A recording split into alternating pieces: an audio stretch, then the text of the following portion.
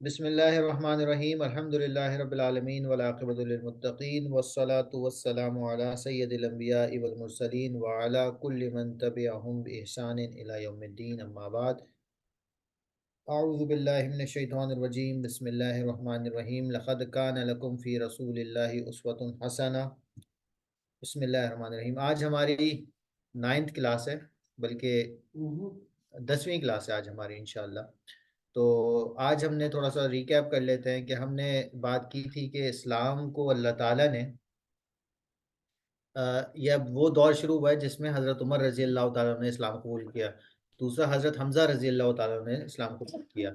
अच्छा, last time हमसे गलती हो गई, और वो गलती ये थी कि हमने ये कहा था कि हज़रत अब्बास रज़ी अल्लाह ताला अन्हो इस्लाम लाए थे, और इस तरीके से वो वाक़या होता। वो वाक़या असल में हज़रत हमज़ा रज़ी अल्लाह ताला अन्हो का था कि हज़रत हमज़ा जो आप सल्लल्लाहु अलैहि वसल्लम के चचा हैं, वो इस्लाम उन्होंने कबूल किया था, हज़रत हमज़ा बिन अब्दुल मुत्तलिब। ठीक, तो वो वाक़या उनका था, तो उसको ज़रा अपने पास ठीक करने की ज़रूरत है। तो हज़रत हमज़ा का इस्लाम कबूल करना, हज़रत उमर रज़ी अल्लाह तआला अन्हु का इस्लाम कबूल करना, और हम बात कर रहे थे कि हिजरत हबशा, हबशा में हिजरत हुई थी। 11 मर्द 5 औरतें थी हिजरत करने वालों में, और उसमें जो है वो हज़रत उस्मान गनी रज़ी अल्लाह तआला अन्हु, और आप सल्लल्लाहु अलैहि वसल्लम की जो बेटी हैं, उनकी साहबजादी हैं, उनका नाम है हज़रत रुक़ैया रज़ी अल्लाह तआला अन्हा। ये मशहूर थे लोग जिन्होंने हिजरत की थी उसमें से।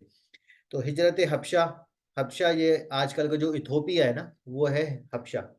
तो काफ़ी दूर है, अभी मैप में अगर हम देखेंगे तो इंशाल्लाह फिर आपको बताते हैं। तो वहाँ पे जब हिजरत हो गई तो 4 महीने रजब से लेकर कब तक हिजरत रही है? रजब से लेकर शव्वाल तक रहे यहाँ पे वो लोग, और 4 महीने का दौरानिया उस हिजरत का। और उसके बाद क्या हुआ है, उसके बाद जो है वो मक्का वापस आ गए। उसकी वजूहात बहुत सारी हैं, उनमें से एक जो मशहूर वजह है वो ये है कि इस्लाम उस टाइम पे बड़ा, ज़ाहिर सी बात है कि हज़रत उमर का इस्लाम कबूल करना, हज़रत हमज़ा का इस्लाम कबूल करना बड़ी खबरें थी। तो उन्होंने हिजरत वापस मक्का इसलिए कर ली कि अब शायद हालात जो है वो बेहतर हो जाएंगे, तो वो एक इस वजह से उन्होंने हिजरत कर ली। तो खैर वापस जो है वो मक्का आ जाते हैं। फिर आज हम इंशाल्लाह उससे आगे बात शुरू करेंगे। तो आज का जो सबक है वो हम इंशाल्लाह उसमें हिजरत हबशा सानिया, यानी कि सेकंड हिजरत जो है वो हबशा में जो हिजरत हुई है उस बारे में, यानी कि दोबारा, पहले गए 4 महीने रहे फिर वापस चले गए, अब दोबारा हिजरत हो रही है कहाँ पे? इथोपिया में। वही हिजर जो हबशा है आजकल जो मशहूर नाम है उसका इथोपिया है। तो दोबारा हिजरत हो रही है। अब इसमें जो चंद मशहूर सहाबा किराम रज़ी अल्लाह तआला अन्हुम अजमईन हैं, यहाँ पे कुछ फ़ॉन्ट मिसिंग हो रही है, वो इंशाल्लाह हम देख लेंगे। तो चंद मशहूर सहाबा और सहाबियात में से हज़रत उस्मान बिन मज़ून रज़ी अल्लाह तआला अन्हु, अब्दुल्ला बिन मसूद रज़ी अल्लाह तआला अन्हु मशहूर सहाबा हैं।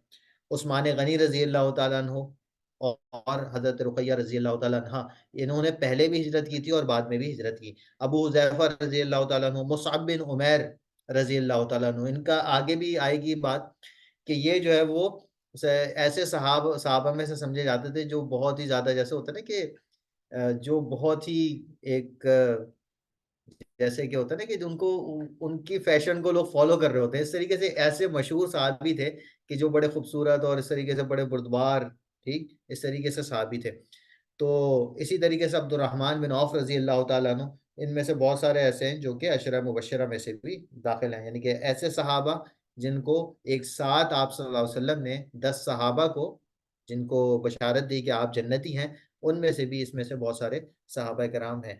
तो चंद मशहूर की हमने बात की, वैसे तो और भी बहुत सारे थे। तो खैर ये जब हिजरत करके चले जाते हैं वहाँ पे हबशा, अब दूसरी दफ़ा हिजरत करके जा रहे हैं। हिजरत का मकसद क्या था? हिजरत का मकसद ये था कि यहाँ पे ये लोग जो है वो अपने, क्योंकि वहाँ पे दीन पे अमल करना बहुत मुश्किल हो गया था, तो इन्होंने हिजरत इसलिए की कि दीन पर अमल करना इनके लिए आसान हो जाए। और वो क्योंकि यहाँ पे कितने प्रॉब्लम, कितने मसाइल थे वो हमने डिस्कस किए हैं ना। तो अब ये लोग हिजरत करके इसलिए चले गए यहाँ पे ताकि दीन पर अमल करना इनके लिए आसान हो जाए। तो हिजरत हबशा सानिया है, और इसमें चंद मशहूर सहाबा की हमने बात की है। अच्छा, अब क्या होता है कि ये जब हिजरत करके चले जाते हैं, वहाँ पे रहना शुरू हो जाते हैं, तो वहाँ पे अब जो मक्का के जो लोग हैं, मुशरिकीन मक्का हैं, कुरैश, उनको अब ये प्रॉब्लम शुरू हो जाती है कि इनको तो अब उनको प्रॉब्लम ये है कि अब ये लोग जो है वो यहाँ पे आ गए, तो अब यहाँ पे इनको सुकून से जिंदगी ये लोग गुजार रहे हैं। अब क्या है कि अब ये यहाँ से तो बहुत सारे लोग माइग्रेट करके यहाँ चले जाएंगे हबशा, और हबशा उस टाइम पे एक बड़ी एक समझी जाती थी कि एक बड़ी उसको क्या कहते हैं, एक बड़ी ताकतवर हुकूमत समझी जाती थी। तो वहां का बादशाह भी बड़ा मशहूर था, और इस वहां के बादशाह को निजाशी कहते थे, जैसे मिस्र के बादशाह को फिरौन कहते थे, तो यहाँ के बादशाह को निजाशी कहते थे। तो बहरहाल यहाँ पे जो है वो निजाशी जो था वो उसने क्या किया कि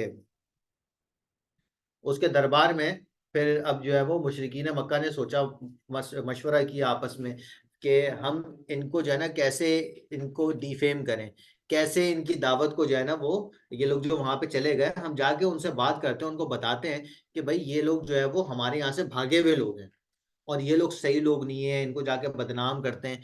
तो उसमें से कुछ बड़े मशहूर सहाबा जिन्होंने उस वक्त एक सहाबी जिन्होंने इस्लाम कबूल नहीं किया था, अमर बिन आस रजी अल्लाह तआला अन्हु, जिनका हमने वाकया पढ़ा था, और उससे हमने एक हमारे करने के कामों में से भी एक सबक लिया था, वो जाते हैं, और एक और उनके साथ जो है वो कुरैश के सरदारों में से कोई एक जाता है।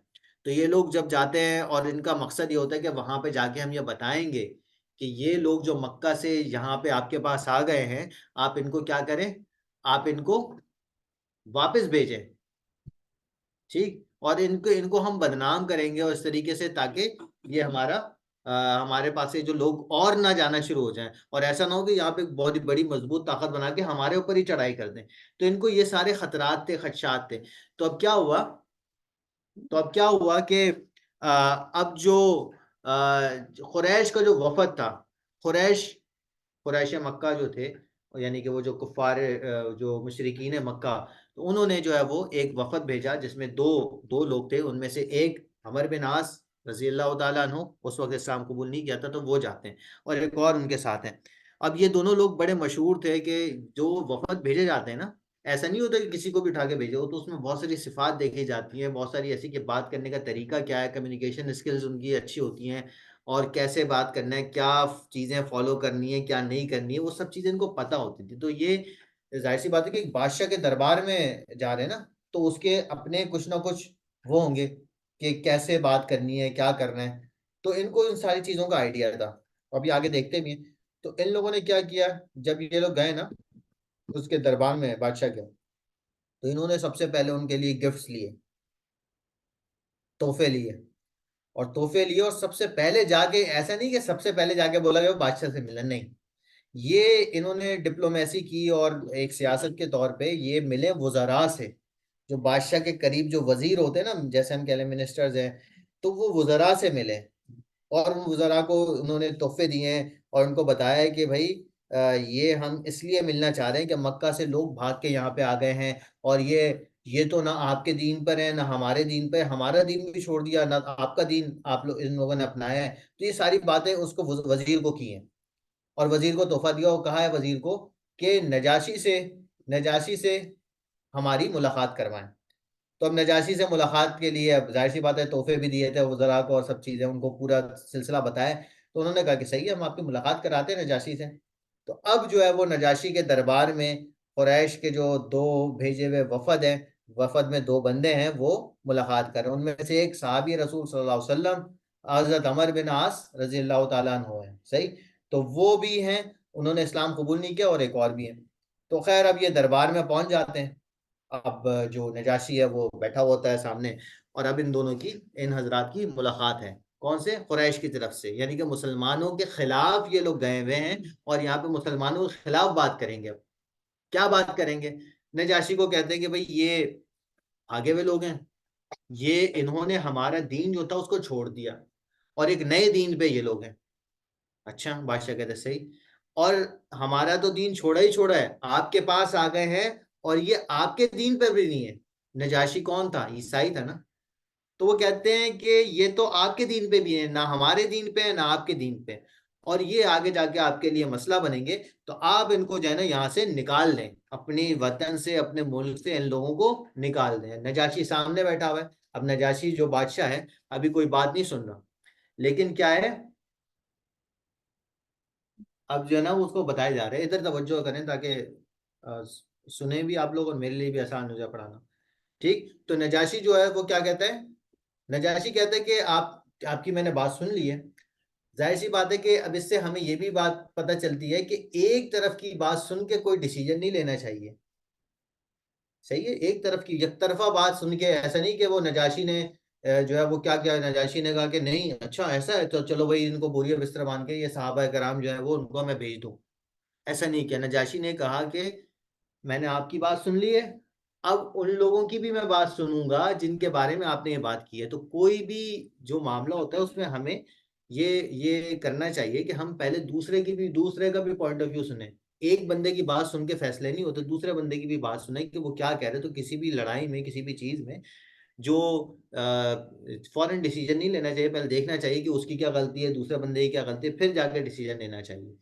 तो इसी तरीके से नजाशी ने क्या कहा, नजाशी ने कहा कि मैं आपकी बात मैंने सुन ली है, अब मैं जाहिर सी बात है कि उनसे भी मालूम करूंगा कि उनका क्या मामला है। तो खैर ये नजाशी के दरबार में कुरैश के जो दो सरदार होते हैं वो आ जाते हैं, और वफद जो आता है उसकी बात हो जाती है। सही। तो अब जो है इनका मुतालबा, चाहिए थोड़ी सी स्लाइड में कुछ मुझे गड़बड़ लग रही है, तो इसको हम जरा फिक्स कर लेते हैं। एक मिनट।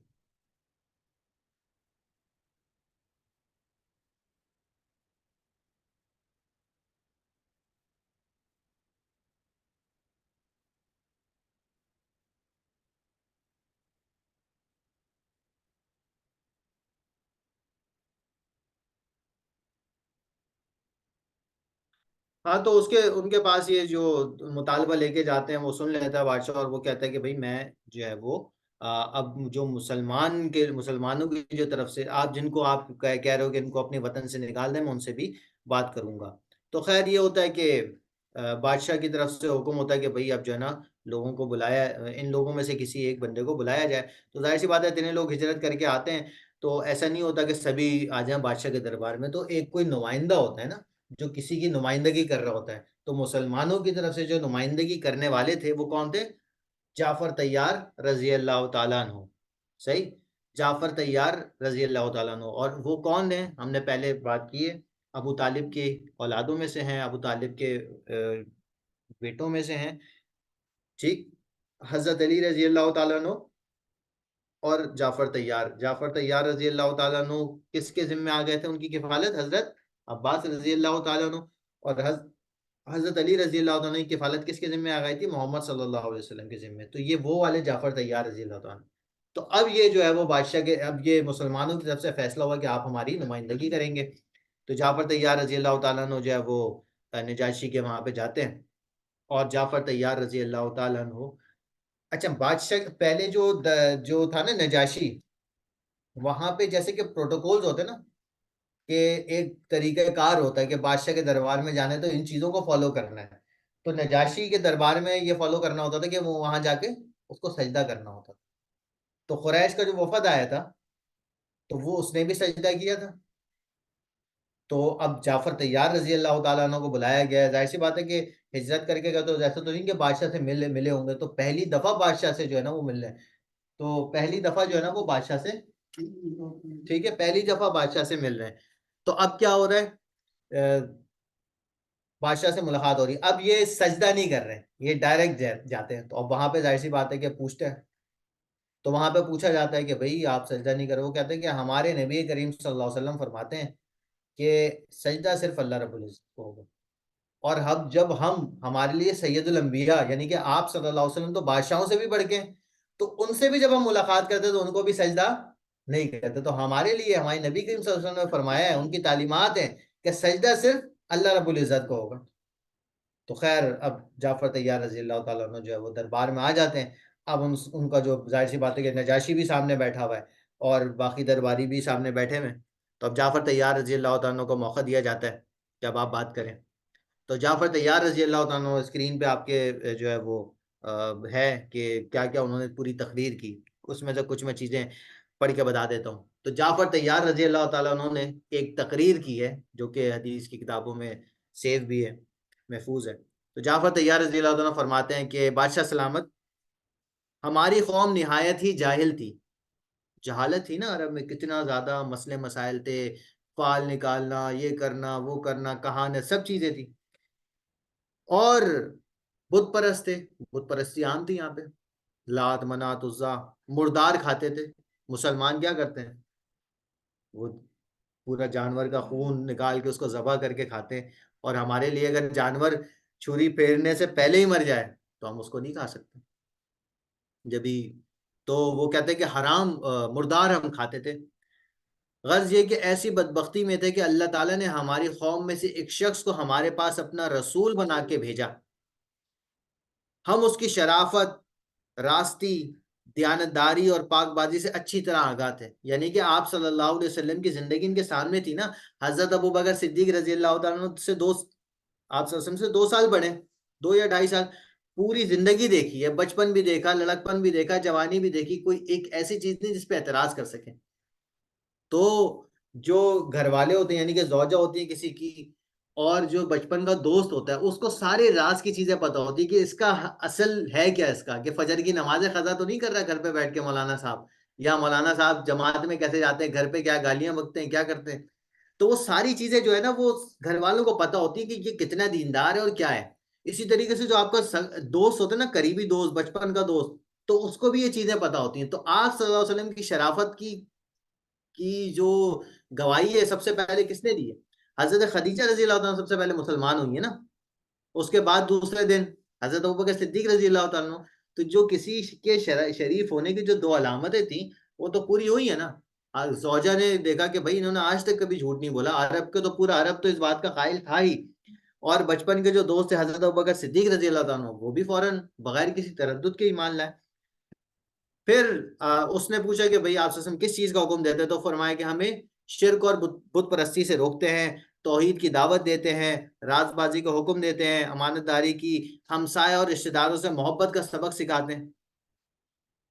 और फरमाया और कि हम झूठ ना बोलें, इसकी हमें जो है ना वो बताते हैं कि भाई झूठ ना बोलें, कत्ल खून रेजी ना करें, वरना अरबों में क्या कल्चर था, उसका जानवर इसके खेत में चला गया तो अब क्या है, अब वो जंग है, 150 साल तक जंग है, एक दूसरे को मार रहे हैं। शायरियों में लिख रहे हैं कि अगर हम किसी का खून हमसे कुछ कुछ दिनों तक ना बहे ना तो हम बेचैन हो जाते हैं कि किसी से लड़ाई तो हो। ये कल्चर था। तो उसमें नबी करीम सल्लल्लाहु अलैहि वसल्लम आके कत्ल की नफी कर रहे हैं। बदकारी फरेब से बात आ जाए, हमें इस बात की वो कहते हैं मतलब तलकीन करते हैं, यतीमों का माल ना खाएं, शरीफ औरतों पर बदनामी का दाग ना लगाएं, अल्लाह वादउला शरीक है।